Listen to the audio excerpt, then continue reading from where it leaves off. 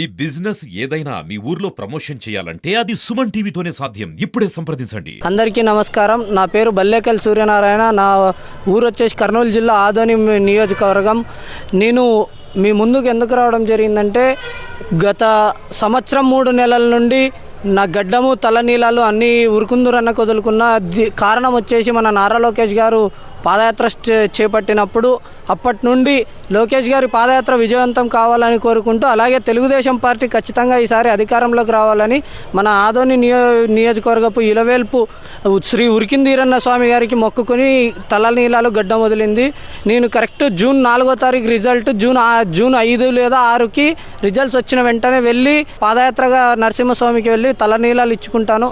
నేను తెలుగుదేశంలోకి ఇప్పటికీ 2011లో వచ్చాను. మన సమైక్యాంధ్ర 2009లో సమైక్యాంధ్ర సమయాల్లో టీఎన్ఎస్ఎఫ్గా వచ్చి టీఎన్ఎస్ఎఫ్లో బలపడిన తర్వాత చాలా విద్యార్థి సమస్యలపై పోరాడి తర్వాత మన తెలుగుదేశం పార్టీ బాగుందని చెప్పేసి తెలుగుదేశం పార్టీలో జాయిన్ కావడం జరిగింది. అలా మన లోకేష్ గారి మీద చంద్రబాబు నాయుడు గారి మీద అభిమానంతో ఇంతవరకు కొనసాగుతూనే ఉన్నా. ఖచ్చితంగా ఈసారి తెలుగుదేశం పార్టీ అధికారంలోకి రావాలని చెప్పేసి మన ఇలవేల్పు లక్ష్మీ నరసింహస్వామిని కోరుకోవడం జరిగింది.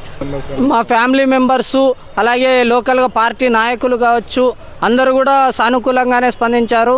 మన లోకేష్ గారిని ఆదోనికి పాదయాత్రగా వచ్చినప్పుడు ఆదోన్లోనే ఫస్ట్ రోజు నుంచి ఉన్నా కూడా లోకేష్ అన్న గారికి ఎప్పుడు చెప్పలే, అన్న మీకోసం వదులుకున్నాను. ఆదోన్లో వచ్చిన తర్వాత చెప్తే ఏరా మనకు అవన్నీ ఎందుకు అవసరం, ఖచ్చితంగా నువ్వు బాగుండు, సరే కీప్ ఇట్ అప్ బాగుండు అని చెప్పి భుజం తట్టి చెప్పడం జరిగింది. ఇలాగే లోకేష్ అన్న గారు కూడా బాగానే ఆధారం చూపిస్తున్నారు మాపై.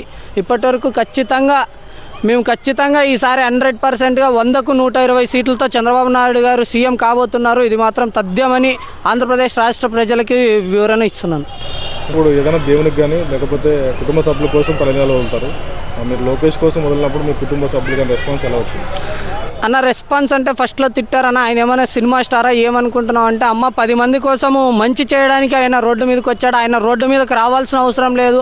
ఆయన అనుకుంటే కొన్ని వేల కోట్ల ఆస్తి ఉంది. ఆయన అనుకుంటే ఏసీ కార్లలో ఏసీ ఇళ్లలో కూర్చొని తినొచ్చు. కానీ మాలాంటి యువతకు ఎటువంటి అన్యాయం జరుగుతుందో అని తెలుసుకుని ఆయన రోడ్డు మీదకి వచ్చి ఈరోజు యువత సమస్యలు కావచ్చు, ముసలి వాళ్ళ సమస్యలు కావచ్చు, ఆడవారి సమస్యలు కావచ్చు, ఈ వైసీపీ ఎలా దౌర్జన్యంగా యువతని కానీ ఆడవారిని కానీ ముసలి వాళ్ళని కానీ ఎలా వెన్నుపోటు పడుస్తుందో అని తెలుసుకుని ఆయన మాలాంటి వాళ్ళకి న్యాయం చేయాలి, సామాన్య ప్రజలకు న్యాయం జరగాలి అని చెప్పేసి రోడ్డు మీదకి వచ్చాడు. దానివల్ల నేను అతను అలాంటి వాడే రోడ్డు మీదకి వచ్చాడంటే నేను ఆయనకి రాముడికి ఉడత సహాయంగా నేను ఏదో ఒక నా తరపున సహాయం చేయాలని చెప్పేసి పాదయాత్రలో పాల్గొన్నా. ఆ పాదయాత్రలో పాల్గొన్నప్పుడే నాకు మా లక్ష్మీ నరసింహస్వామిని వేడుకోవాలనిపించింది. వేడుకొని తలనీలాలు ఇవన్నీ వదులుకోవడం జరిగింది. ముఖ్యంగా ఇప్పుడు నెక్స్ట్ మీకు తెలుగుదేశం పార్టీ అధికారంలోకి వస్తుంది అనుకుంటున్నారా? నారా లోకేష్ ముఖ్యమంత్రి కావాలని మీరు? నారా లోకేష్ ముఖ్యమంత్రి కావాలనుకోవట్లేదన్న. నారా లోకేష్ అన్న గారు మరి ప్రభుత్వం ఖచ్చితంగా 100 నుంచి 120 సీట్లతో నారా చంద్రబాబు నాయుడు గారే సీఎం కావాలనుకుంటున్నా. నారా లోకేష్ గారు ముఖ్యమంత్రి కాదు.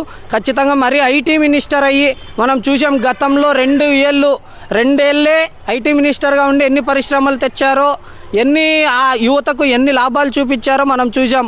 అలాంటి ఒక వ్యక్తి మరి 5 ఏళ్ళు ప్రభుత్వం వచ్చి 5 ఏళ్ళు ఐటీ మినిస్టర్గా ఉంటే మన ఆంధ్రప్రదేశ్ యువతకు ఎన్ని ఉద్యోగాలు మన ఆంధ్రలోనే వస్తాయని నేను ఆ విధంగా కోరుకుంటున్నానే తప్పితే లోకేష్ అన్న ముఖ్యమంత్రి అవుతాడు కానీ ఇప్పుడు అవ్వడు.